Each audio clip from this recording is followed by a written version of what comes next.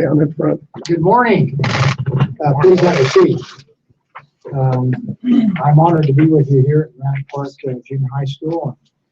Thanks to the media for being here to attend this rollout of our budget proposal, which we will give to the legislature. We've given the leadership of both the Republican and Democrat leadership a preview of what we're going to announce here right now. So we thank you for being here, Principal Sterland. We're honored to have the principal. I just saw it.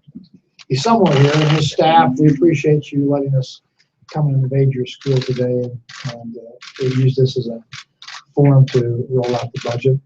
I'm here with my colleague, Lieutenant Governor Spencer Cox. We appreciate what he's been doing to help us put together the budget.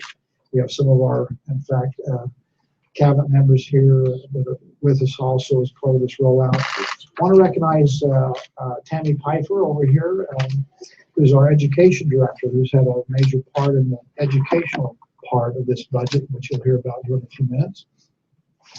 We have, in fact, Kristen Cox, who's our director of the Office of Management Budget, who really has helped put together all the dollars and cents here to have what I consider a very responsible budget proposal. We have our Chief of Staff, whereas Justin Harding over here, who is my Chief of Staff, our Deputy Chief of Staff, Mike Maurer, and Phil Dean, who also works with the Office of Management and Budget, helped us put together. Amy Winder is part of our communications, and we've met Marty already, so I think I've covered all the people you need to know that are here with us today. And with that, let me just say that rolling out the budget is always an interesting experience. You know, we come to the opportunity to discuss dollars and cents that we are going to spend and represent the taxpayers. We take that role and responsibility very seriously to make sure that we are getting the most effective use out of the taxpayers' dollars that we can. We pay the bills. We want to make sure that we're putting those in the right areas to give us economic opportunity in the state of Utah, good quality life, and provide the necessary funding for those services that we, the people of Utah, think are important to us. So every budget has a little bit of a unique flavor, a little bit of a unique approach to address those issues and being responsible to the taxpayer. I'm pleased to be here at the Granite Park Junior High School, and I know that we have 744 students approximately here in the halls of Granite Park Junior High School. A lot of people, in fact, most people look at them and say, hey, students. We have a lot of students here. When I look at them, I see future doctors, lawyers, accountants, professionals, manufacturers, technicians, workers out there, maybe a few politicians, who knows. But I see the future of Utah and the opportunities they have to take on the responsibility of leadership in this great state, in this country, as they go on to college and careers in just a few short years. So I appreciate the work of the teachers, those who are involved in education, who are helping us with our goal of 66 by 2020, and making sure that we have the labor force today for tomorrow's use by our business community and for the opportunities that the marketplace presents to them. So again, I'm honored to be here with all of you here at this great school. Again, they are the front lines of our push, in fact, to make sure that we understand the importance of skilled labor. Now, because of our emphasis in the past on the economy, because of the good work and collaboration of many in this state, our economy is one of the best, if not the best, in America today. It's the most diverse, most robust economy in America. Forbes magazine just named us the #1 best place for business again. Other publications have talked about the outlook for our future is very optimistic, that we have great upward mobility in the state, the best in America, and opportunities for everyone exist. Again, I know we have a number of different ethnic groups here in this school, and the good news for everybody is the opportunities are there for everyone, no matter what your background, no matter what your family situation may be, what your ethnic background is. Opportunities in Utah are going to be plentiful as we continue to stay the course on focusing on economic development. Because of our successes economically, because of our growing and expanding economy, we have growth money that we have a chance now with this budget to invest, and to invest in areas that sometimes have been underfunded in the past, like education. So I'm pleased to announce the numbers. I know some of this is not news because we had some discussion here a couple of days ago.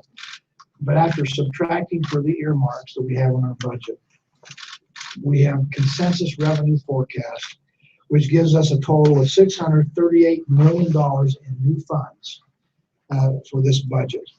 It's broken down this way as far as the revenue: $313 million in new one-time money and $325 million in new ongoing money. Now, our focus really is not just on spending the dollars that we can. It really is on making sure we spend those dollars and invest them wisely. So where we spend them, how we spend them is just as important as the fact that we can spend them.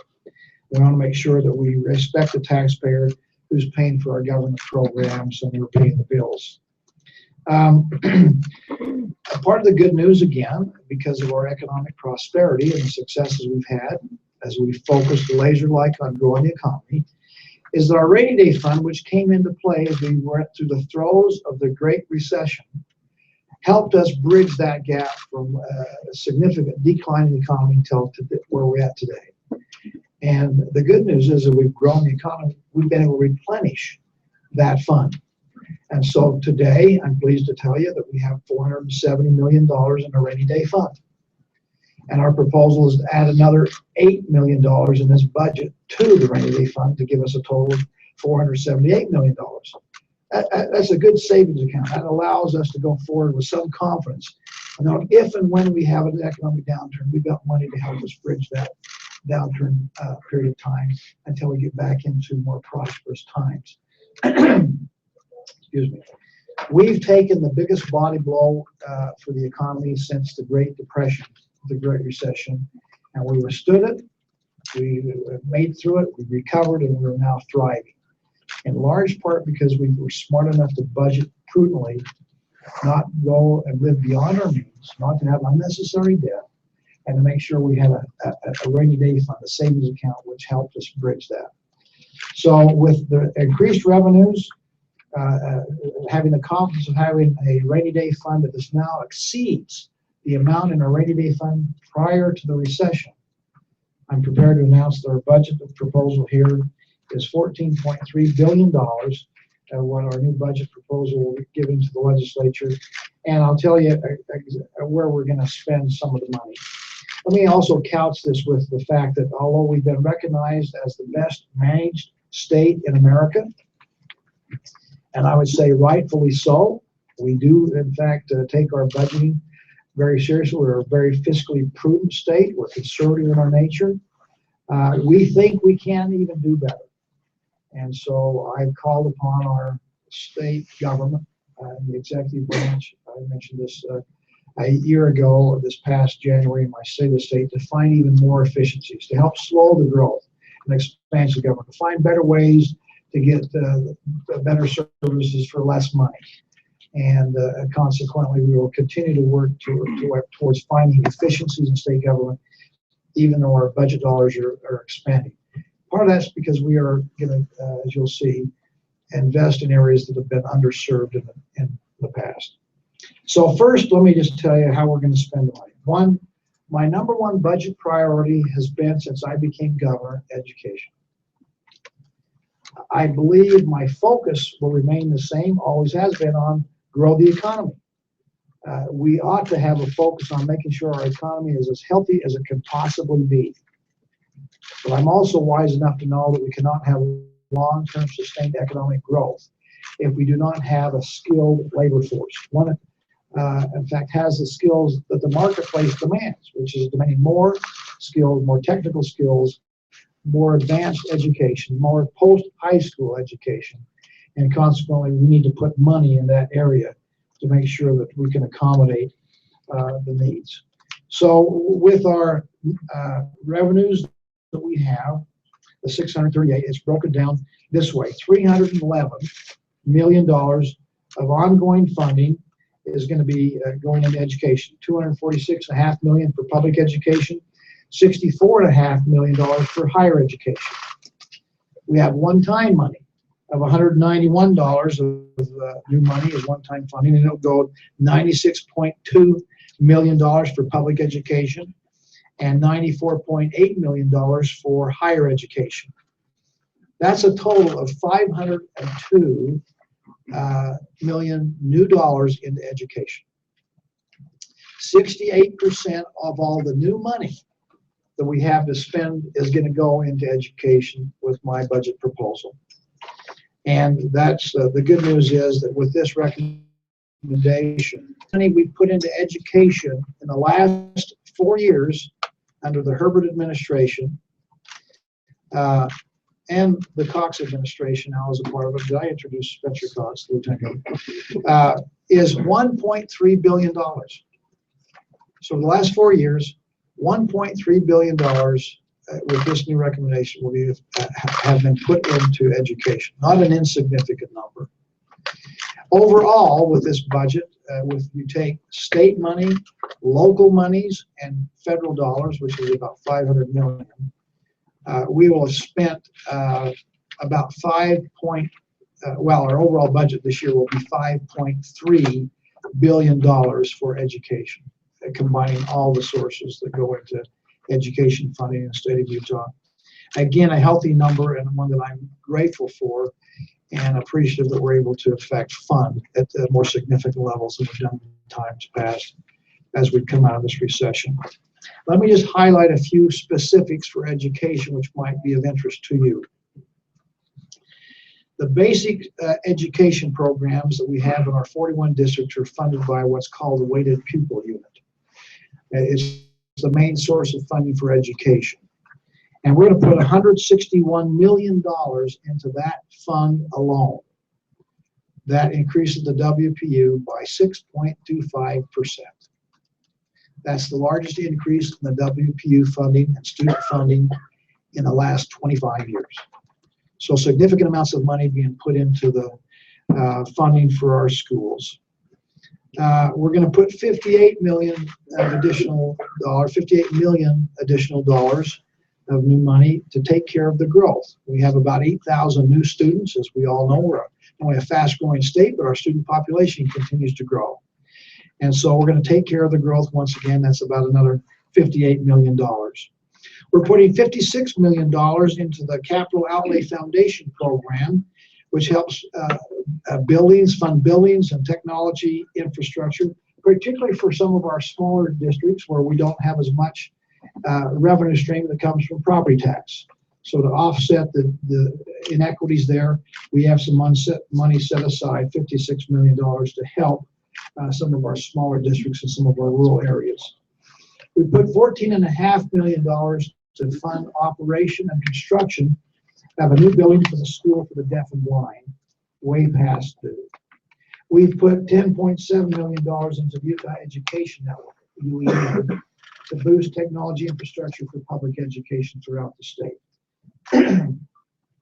We put $6 million in for supplies in the classroom, so the teacher can have access to the supplies they need and not have to dip into their own resources.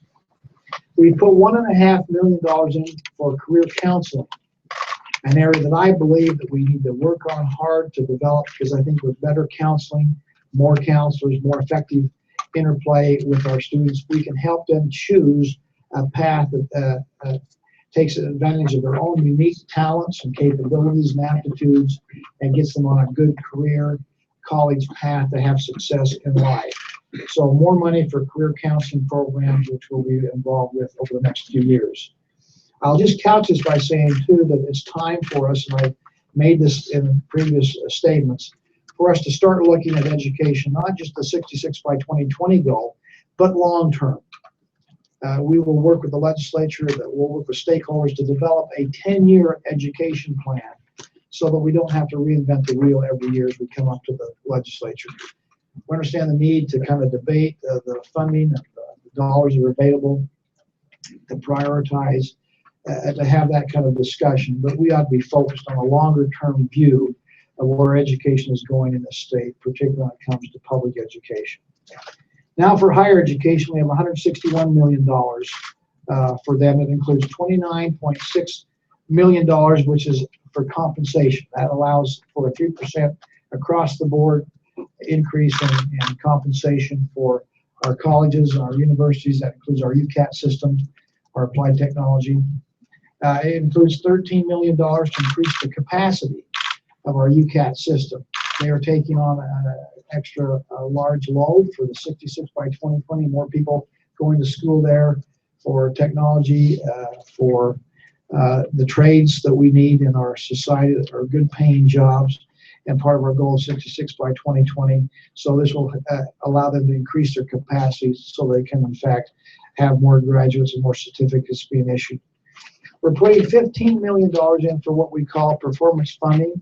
Again, the Commissioner of Education, Dave Bueller, and the University Presidents have asked us for this to incentivize their institutions to become more efficient in their processing, to retain students in the classroom, to get them through in a more timely manner and graduate and get either associate degrees or full degrees. So we're going to focus on the outcomes and put $15 million in there to reward and incent these better outcomes. We're also putting in $99 million for buildings on our university and college campuses, which would include the Huntsman Cancer Institute, Dixie Applied Technology College, and 2 new science buildings located at the University of Utah and Snow College.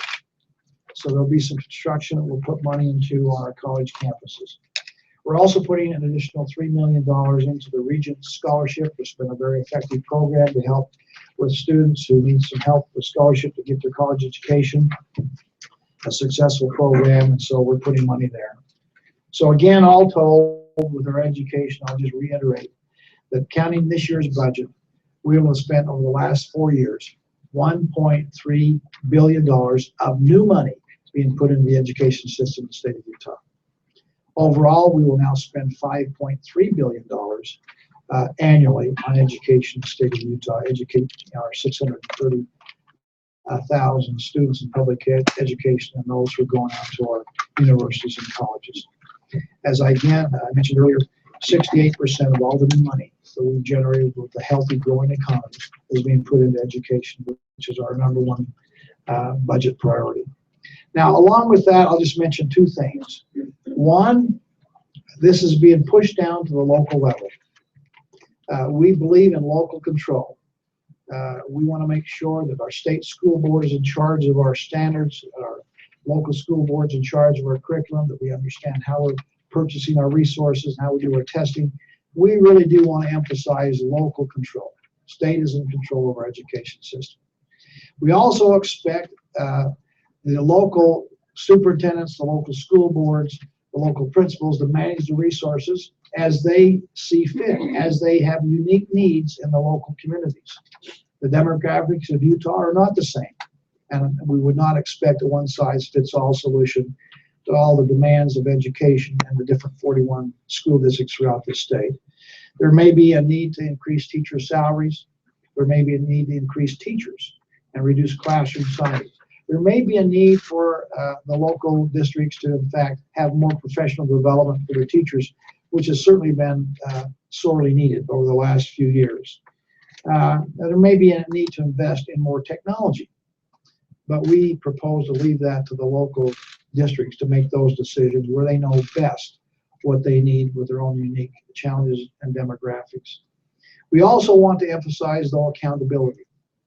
And certainly there's going to be legislative oversight.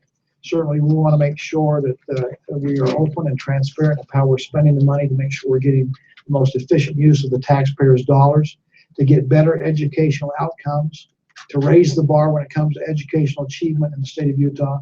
And so accountability will be, in fact, a big part of this effort as we go forward working together. Now let me add one other issue that sometimes gets into the discussion. We've talked about the need for money in a number of areas. Transportation is one of them. Transportation was an area that was underfunded significantly in times past. And our need for infrastructure is acute, and particularly as the second fastest growing state in America, infrastructure is important. That being said, transportation has been rewarded significantly in the times past, and we need to continue to put money into our transportation program. I'm concerned, though, about a growing earmarking program that we have in the legislature, where monies that come into our general fund are taken off the table and earmarked for different issues, mostly transportation. And some of it has to do with water. But we are finding now that of our general fund, now a total of 19% of all the monies that come to the general fund are earmarked. And unfortunately, I think there's no discussion on how we use the money. It's already, this has been made maybe years ago when the earmark was put in place. And those dollars need to compete with the interests of everything else, including education or health and human services or whatever is out there. So I have a concern about growing earmarks. Also, the interesting statistic is that 43% of all the new growth money that comes into our general fund now is earmarked. So more of the growth money is going into the earmarks rather than being competing with other dollars for other needs that we have throughout the state of Utah that the state should be involved with. So I'm calling upon the legislature to free up $94 million out of the earmarks to be put back in the general fund to be used for education and other issues. So that being said, the concerns about transportation now is, can we in fact fund the transportation projects that we have on the books? We have Carlos Praceres here from UDOT. We've worked very diligently over the last number of months as we've taken a look at what is good policy, what are the dollars, what can we do. We want to make sure we can continue to fulfill our obligations. And the good news is there should be no slowdown in transportation. There should be none of the projects we have on the books should be delayed or postponed. We'll be able to continue to, in fact, move ahead with our transportation projects. But changing this policy, I think, helps us long term, which leads me to the last part of this, and that is that today we need to start a discussion on long-term transportation funding. We have a healthy economy. We are doing some really good things. But if we don't continue to develop capacity in our roads and highway systems throughout the state, if we don't maintain what we've built, then we'll have a diminution of economic opportunity in the state. So I'm prepared to engage with the legislature and stakeholders when it comes to transportation and develop a strategy for long-term funding of our transportation needs in the state. And there's a lot of different possibilities there as far as how that can be addressed, whether that's adjusting the gasoline tax or some kind of a sales tax or a hybrid of both. That's something we need to have a discussion on today. Because if we don't, what we've seen with the projections going forward is by the year 2040, we will in fact underfund our transportation needs in the state as a fast-growing state by about $7 or $8 billion. So it's time to have that discussion, and I'm looking forward to working with the legislature to address our transportation funding going forward. A couple of other areas that are worth noting. It's not a new idea about healthy Utah, but certainly we need to, in fact, respect the taxpayers' dollars, and I believe that the Healthy Utah will have that discussion with the legislature going forward in the 2015 session. But we put money in the budget to $4.6 million, which is the initial cost for us to start accessing the $446 million that Utah taxpayers are paying under the Affordable Care Act. Now, people talk about Medicaid expansion. I've got an alternative to Medicaid expansion, which I think is better, more efficient use of the taxpayers' dollars, gives a better health care outcome, encourages individual responsibility, and helps people that are on government assistance to get off government assistance by getting a better job. I think it's a good program. You know that. But I also know that even though Medicaid expansion is, in fact, voluntary, the taxes we pay are mandatory. And so the near $700 million that we send back to Washington, D.C., we have an opportunity to access about $446 million of our tax dollars back here and spend it more efficiently. To do that, to trigger that, we need to have $4.6 million to start the program, which is a pilot program, and I put that in the budget. So I look forward to working with the legislature on this issue, and I appreciate the fact that we're having people say, you know, doing nothing is not an answer. And so we're looking forward to doing something I appreciate and believe that the Healthy Utah is the best program I've seen out there. Another area of concern that I have is really in our corrections area. It's not just a matter of taking criminals and locking them up and warehousing.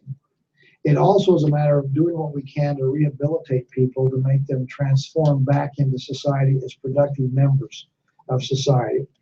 And I'm concerned about the growing revolving door effect that's taking place with increased recidivism in the state of Utah. For example, 63% of those we put on parole, 63% of those we put on parole reoffend and come back to prison in 3 years. That's not an acceptable number. Our amount of growth that's taking place in our incarceration, our jails, and our prison system is growing at 6 times the national average. Now that's the bad news. The good news is we have a lower crime rate than the national average, and so it's a little easier to have a higher growth rate because we start out at a lower number.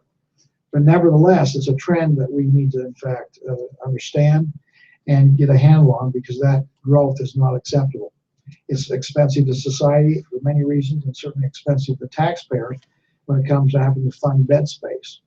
So we're going to spend in a variety of programs and corrections to help do what we can to reduce recidivism, to have better programming to help people rehabilitate, particularly those who are substance abusers, drug offenders.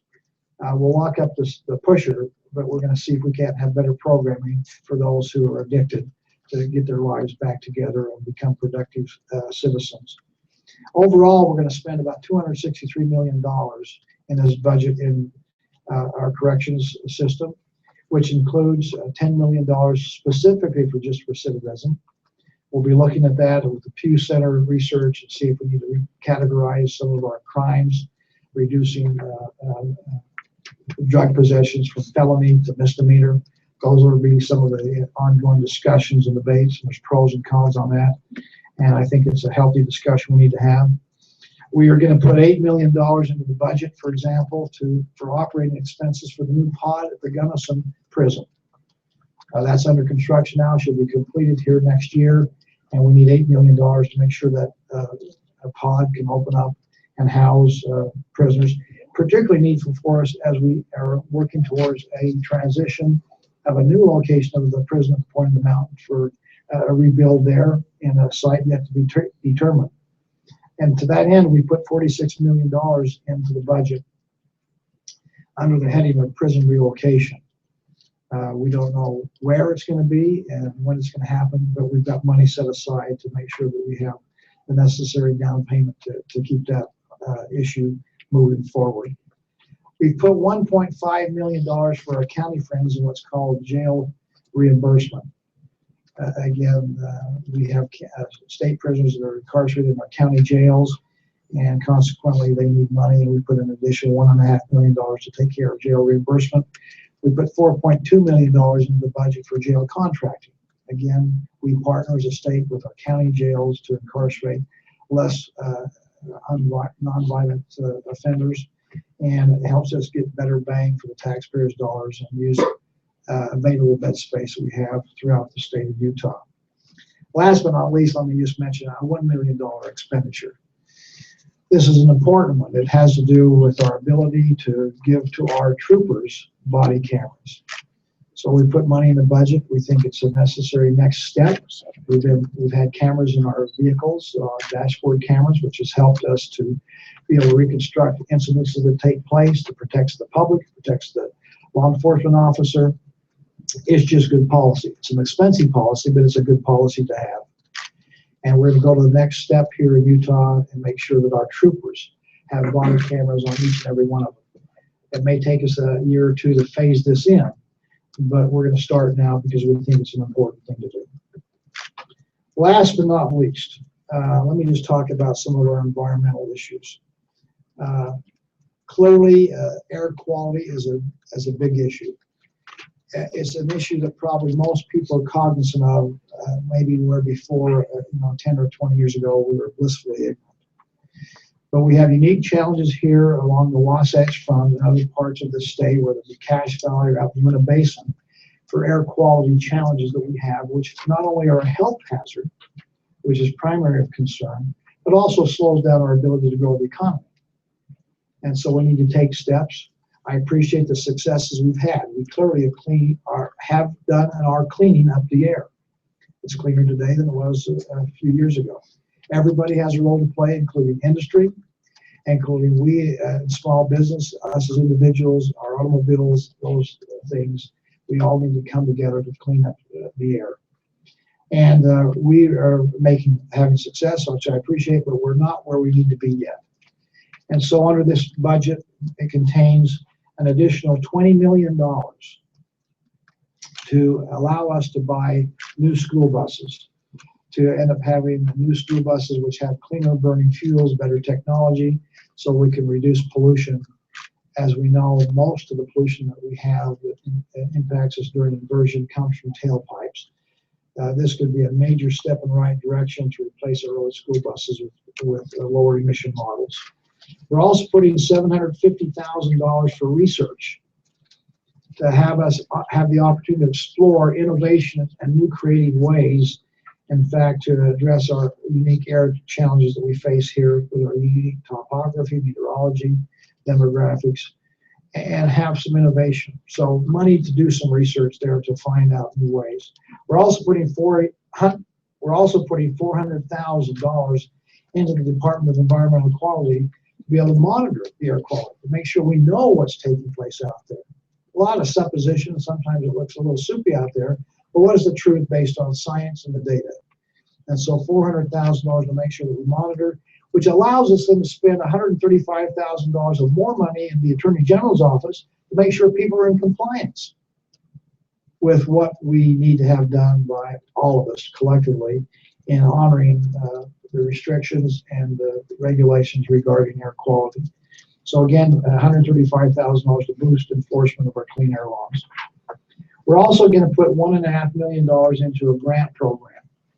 We've had discussion, started a year ago, about the challenge we have with wood-burning stoves. The inversion period from December to mid-February is an area that we've talked in terms of eliminating wood-burning stoves and wood-burning fireplaces. For those people who have that as their sole source of heat, we recognize the challenge they face. And so we put $1.5 million out there as grant money to help for those people that have as their sole source of heat wood to transition to natural gas or propane. So we'll help you by giving you some grant money to make that change. And I think that will help. But it's not just that, it's for old laundromats, it's for old restaurants where there's, again, a need to transition to better equipment that doesn't pollute as much and it can help us overall with our air quality issues. So again, I think that'll be a major step in the right direction when it comes to air quality. Let me address, lastly, water. Water is a growing issue in my mind for us for our future. We talk about the growth of Utah as a fast-growing state, great quality of life, economic opportunity. People are coming here and will continue to come here. Hence, we put in place what we call Your Utah, Your Future.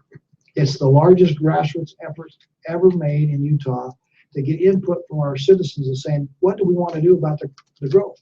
How are we going to accommodate it? What are the challenges? How do we, in fact, generate the resources necessary to accommodate the growth, make sure that as we have growth that takes place, that we don't have some kind of diminution of our great quality of life we have here in the state of Utah. So I appreciate the good work that's already being done, but at the center of that effort is really water. Water is the only limiting factor we have to growth, and the concern we would have by not having adequate water, you can appreciate and see the concern we should have. So we've put money into our budget, $11.2 million to review our dams out there, our reservoirs, and make sure that they're safe and sound. We don't want to have some kind of a disaster because we have not maintained or reviewed our dams. That's where we hold our water. And so for our safety of our dams, we're putting $11.2 million. We're also adding $600,000 to maintain our our access to potable water. So a clean water initiative. So we need to make sure that we have potable water, and we've got $600,000 that we're putting in to make sure that our water remains clean and drinkable. We're putting $440,000 into adjudication of water rights. We have found that we have a backlog of people jockeying around for this is my water, and they need to go through a process to prove it up that there is, in fact, they are the ownership. This backlog is unacceptable for us, and so we're putting $440,000 to help take away that backlog by adjudication. We're also putting $130,000 in for canal inspection and safety. We all remember not too many years ago the tragedy that happened up in Logan with a collapse of part of the canal and loss of life. So we're putting $130,000 into that effort to make sure that we have safe canals. Well, those are just some of the highlights. For those for the media, we'll have available copies of the detail of all the $14.3 billion and where it's being spent, the line item by line item. You can dissect that. We have this online so people can access it through our webpage, and so anybody who has an interest in looking at the details and is able to drill down in our budget and find out where all the dollars are being spent. And certainly, I'm sure the legislature would be anxious to have input from people on what areas of support they have, what areas of concern they may have. At the end of the day, though, I'll just conclude by saying this. This is a rational, a reasonable, and a responsible budget. We have spent since September going through all the ins and outs and how you divide up the pie and where we spend the taxpayers' dollars to get the most beneficial outcome to the people of Utah, to improve our society, to in fact have a great quality of life, to improve economic opportunity. And we've seen the successes we've had that brings us to today. Well, we don't want to just rest on our laurels and say it's good enough. We still have challenges going forward. In this very fast-growing state, we have opportunities to, in fact, invest in areas that have been underfunded in times past, most notably education, but not only education. And so I would add to it's rational, reasonable, and responsible, the 3 R's. I'll add one more. It's responsive. It's responsive to the needs of the people of Utah. It's responsive to our opportunities to go forward and working together to continue to have Utah be an example of this country, as it is in ways that we govern and the success and the outcomes we've been able to produce collectively as a community of Utah. So I appreciate the work of so many people who have worked hard on this budget to put together. I present it with due respect to our legislature. All of them will have the last say on that as it is spent. But I look forward to working with them on this budget, making sure that we respond as the community of Utah would want us to in spending their money. So with that, we thank you for your attendance to here. Great to be here at Granite Park Junior High School. Nice to have these students that are here with us. They are our future. I look at them and I see a bright outlook. With that, we'll entertain any questions you might have. You put you say 94 million in earmarks that you want to end the earmark part. Did you spend that money in your budget? Is that part of the 500 million you're putting into education? Or yes, the answer is that we have spent that money. It was going to be spent. It's not just reallocated, and we prioritize a little differently than what the earmarks would allow. But the concept of earmarking is one we need to have a discussion on, saying what is too much. Earmarking may be appropriate at some level. We just think it's exceeding that. And when the earmarking was started, and here a few years ago, the legislature said to me, well, at the appropriate time, we can come and revisit this and make adjustments. I'm saying now is the appropriate time to make those adjustments. And it's probably just a matter of cutting back down some the earmarking that's going on. Did you spend it all, or did you just, you're talking here of some. Did you spend it all, or did you leave some in? How much did you spend? The $94 million that have been earmarked that we're putting in the general fund, we have spent it all. Can you give it? We've reprioritized it in areas, not sacrificing transportation, but putting most of it into education. Sorry for the interruption. Can you give us an example of I mean, you looked at the list of earmarks. What's an example? Let's get rid of this one. Well, it's really, it's not just a specific thing. It's like Senate Bill 229, which I vetoed here a few years ago, and it was overridden. I think a lot of people have said, well, gee, maybe that was not as wise to earmark it, as we see the results of the earmark. I mean, the fact that of our general fund, which is our largest fund, other than income tax and the education fund, it's where most of the money is at. So about $2.4 billion that comes in there that funds most of the state services. 19% of it is earmarked. So that means that when we start the discussion on how we prioritize and spend the money, that debate on 19% of the money is gone. You can't, it's taken off the table. And the other statistic that's a little bit alarming to me is that of the growth money, we focus on the economy because that's how you grow additional money. It's taking care of paying the bills for individuals and families, but also it's how you pay the bills for government. As the economy prospers, we get revenue. Without having to raise taxes, we get more revenue.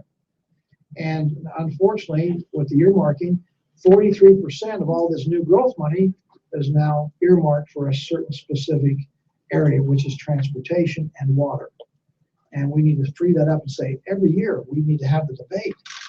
Maybe we'll still spend it on transportation. Maybe we'll even raise the level of transportation funding. But it ought to be a discussion and a dialogue as opposed to the thinking was done 3 or 4 years ago, and we have nothing to say about it in the legislature today. So I'm setting that discussion up with what I'm proposing here today. So if I understand right, though, you said we're on a trajectory where we're going to be about $7 billion shortfall in transportation projects down the road. Is it wise then to take money out of transportation earmarks and out of the money that's going to transportation and create a larger gap that you're going to have to raise these taxes for, like you talked about? It is if we can continue to build the roads that we've got on the books and project to go forward without slowing them down or delaying them. And then we can do that. That's why we work so closely with UDOT to see how can we get the best bang for our buck.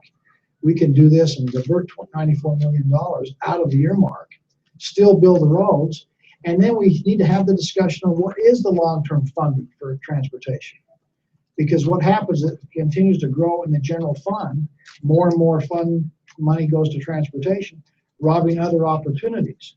And most everybody agrees that transportation funding ought to be a balance between user tax, those who use the roads and beat them up, ought to be paying more than those who just use it occasionally. The general fund is there so that when we want to use the road that's out there, maybe we use it once a year. We are grateful it's there when we need it, general fund need.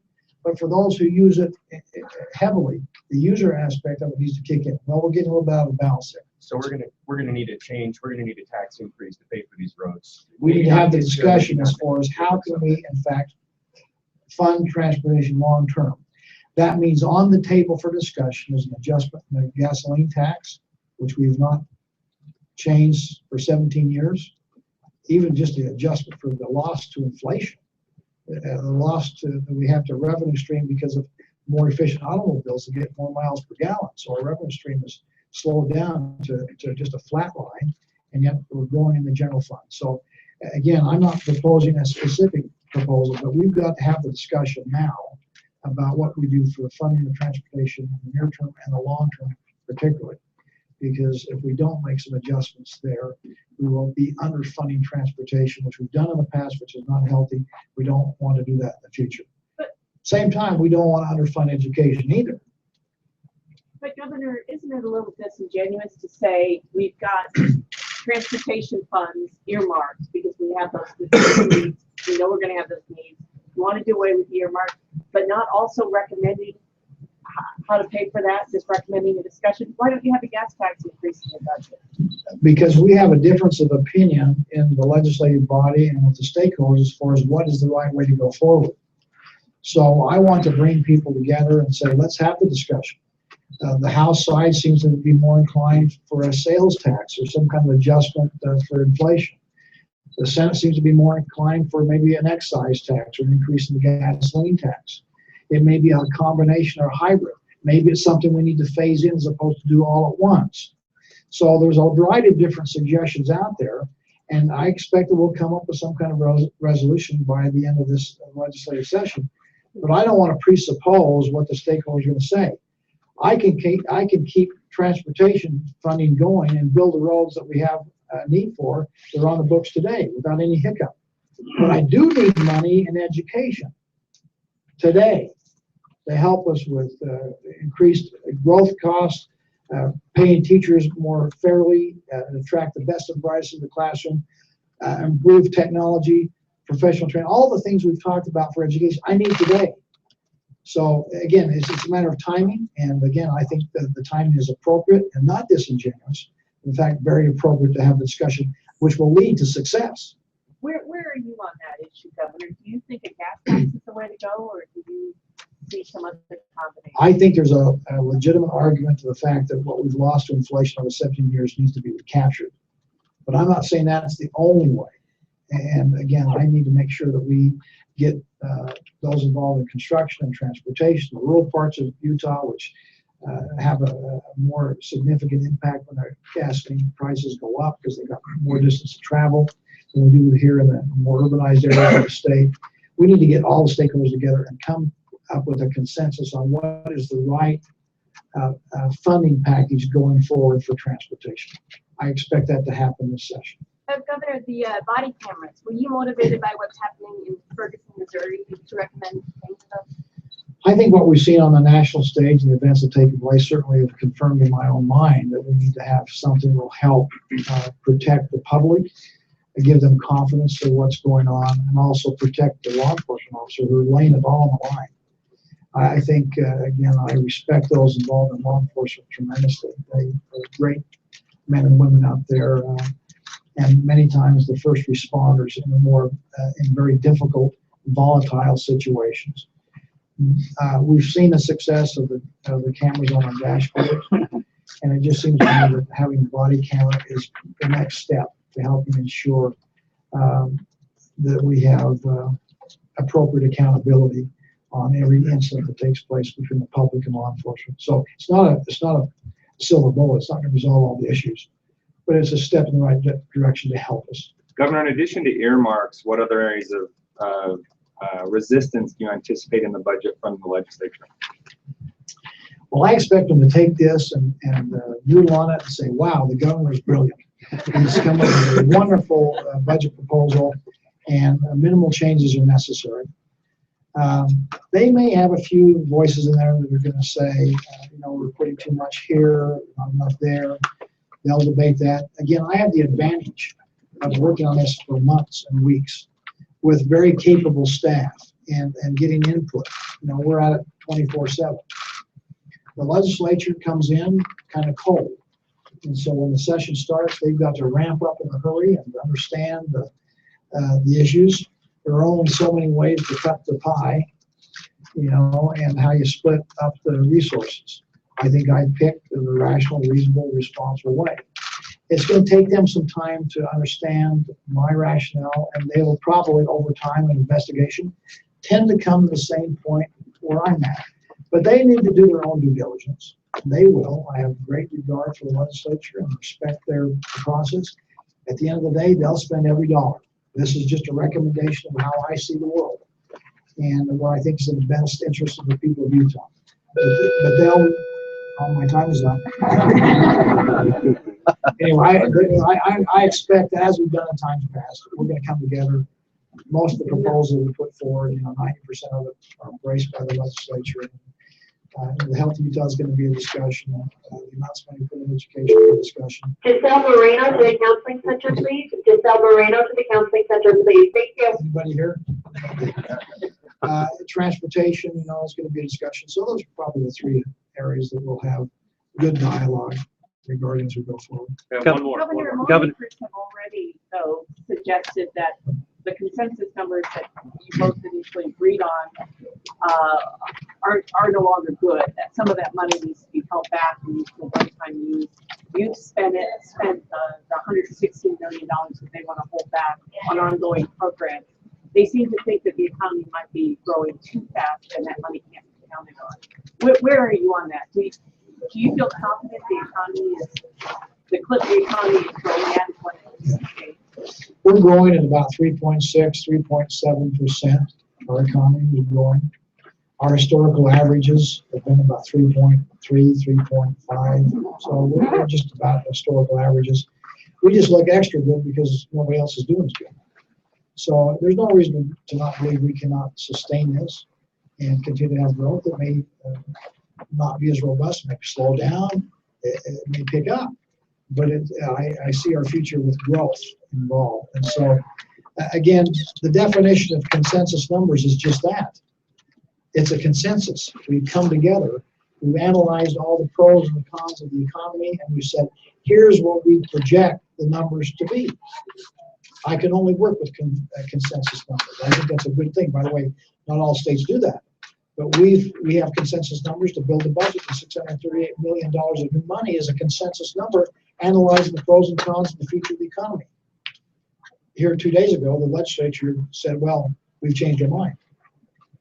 So I haven't changed my mind. I'm sure we'll have the discussion on that ongoing. But I think there's no reason to not be optimistic about the future and see positive growth, not only this year, but over the next 3, 4, 5 years. There's no reason for us to think that Utah cannot continue to grow economically.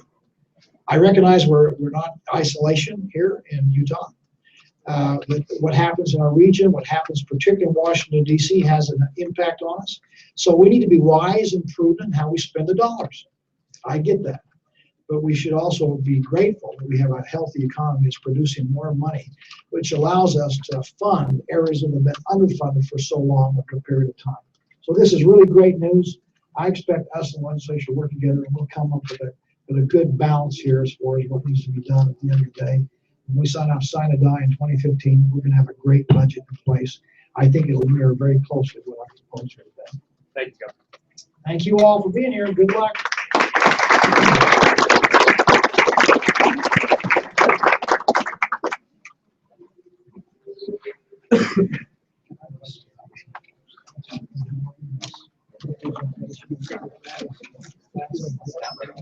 Yeah.